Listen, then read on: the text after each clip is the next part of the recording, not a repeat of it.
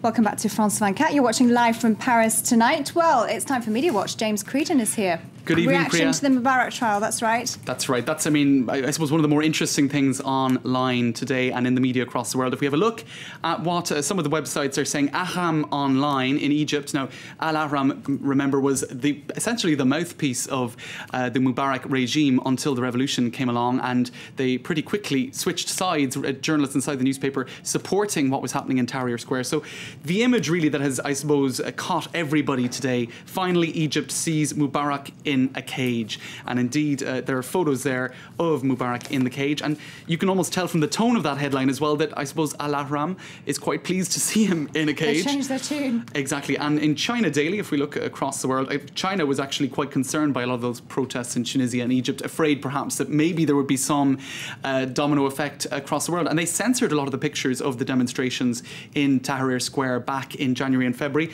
But there, it's the big story on their website today as well. Mubarak's trial starts in Cairo. The Washington Post's, one of their blogs by Jenna McGregor is also looking at this, and the photo, of course, again, of Mubarak in a cage. And she says that he's the first modern Arab leader to be deposed and stand trial by his own people. So that picture of Mubarak caged on the front page of websites across the world. Now, one Egyptian lawyer by the name of Raja Omran, now she is less shocked by the picture of Mubarak in a cage. She says, guys, for anyone who watched the trial today, it's normal to place defendants in a cage. It's standard procedure in Egyptian law. So I suppose somebody who knows the system very well as an Egyptian lawyer, a little bit less surprised by that image.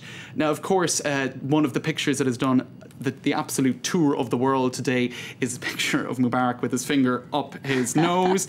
So I suppose if it's not unusual to see a defendant in a cage, it is certainly unusual for Egyptians to see a former leader in a cage, in a bed as well, in his sick bed, picking his nose. And picking his nose. You've got the triple whammy there. Exactly. I mean, how much more humiliating can it get? Another picture that really grabbed people around the world, and this is Al Masri Al Yom, which is the Egyptian Today, and they have a picture of the former Interior Minister Habib Al-Adli. Now, he has already been sentenced to 12 years in prison for corruption, and he is now being charged with having ordered the army to fire on protesters in Tahrir Square.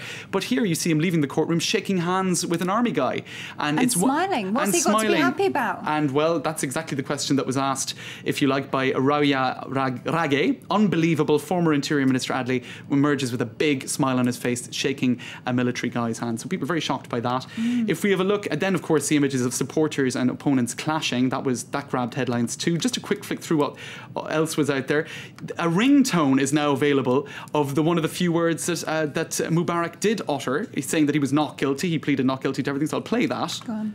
And I think we can hear it. It's basically Mubarak saying that he was pleading not guilty to everything. Now, interestingly, Amnesty, of course, and all of these human rights organisations are calling for a fair trial, for everything to be completely transparent. And the Tehran Times kind of oddly picked up on that, and they have all of they've have a question and answer session on their website as if they were the biggest proponents in the world of human rights.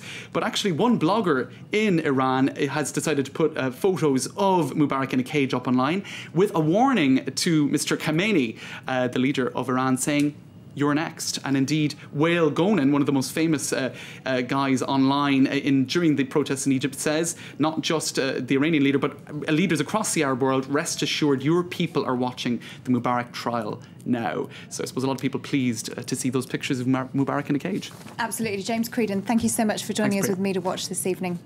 OK, well, coming up next, we've got some sports news for you and, of course, all the latest on our top stories here on France 24.